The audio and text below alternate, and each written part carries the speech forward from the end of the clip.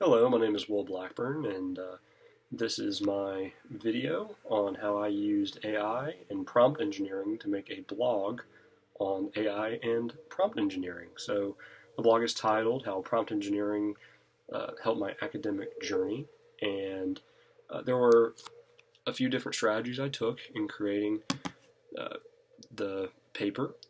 So first, I wrote a rough draft of kind of the main themes of what I wanted to say, and then in the context from my life that applied to the topic. And that most notably was, my first experience with AI in analytic calculus class my freshman year of college, and uh, the workload was immense, and I really took too many difficult credits all at once. And I was doing calculus, Calc 1, the college level, and accounting in the same semester. And I was just not retaining information almost at all in calculus, and I was kind of having to find my own way on the homework assignments and just taking hours, and it really was a drag. And I was really worrying about my grade, and I tried a tutor, and I didn't get much help. And then I turned to AI, and the way the school's online learning systems work, I mean, it's not like I could have cheated or anything because it was all randomized, and they had fail safes for that. But I was thinking, how could I'd heard of people cheating with AI before, and like I didn't really know how to go about that, and I hadn't really dabbled with AI. But I was like, how could I use this in a roundabout way to figure out what I'm looking at here? So I started writing a rough draft and talked about my experiences with AI and using it as a tutor, and then how that carried forward into other subjects and other professional emails and communicating and many aspects of my life, just being overall more efficient. And then uh, I'm in a class right now about it's mostly about AI and business communication. And uh, when writing this blog, I wanted to have at least a 5-minute readable blog, and I went ahead and uh, put my rough draft into AI first and said, "Can you expand this? Expand the themes here?"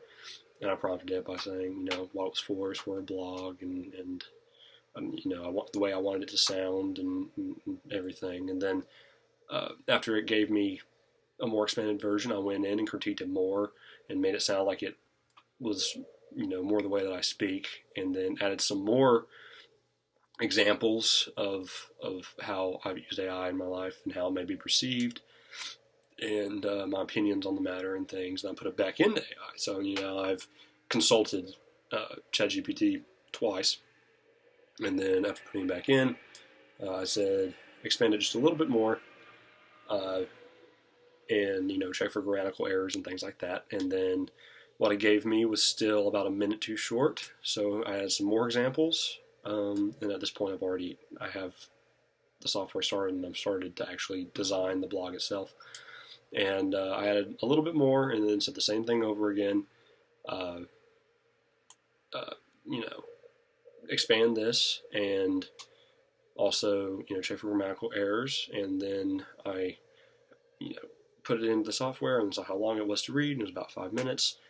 Then I used at that point I've consulted AI 3 times just in the revision process. I also when I was making our rough draft, just to come with some overall themes, just some general things to get the brainstorming running, I used PyAI, which is on my phone, and you can speak to it. So as I'm brainstorming, I was speaking to the AI, and just for an example, I got it up right here, and it's not speaking back to me, which I think it's supposed to. Maybe I got my phone on silent or something, but it read it out to me, and I would just say, "Hello, Pi. Could you please give me some more subject matter on a blog that I'm writing? It's about prompt engineering and how it has affected my life and how I've used it in various classes, most notably uh, math courses. Could you give me more themes I could expand on with that?" And now it'll load. Um, here you go. And it says, you can't really see it, certainly, and then it gives you in bold some different things that I could say. And so that, so I've used AI in the brainstorming, and then I've used it to revise and expand my own thoughts 3 times, going back and forth and putting them back into my own words. And then I also used AI for the photo at the top of the article.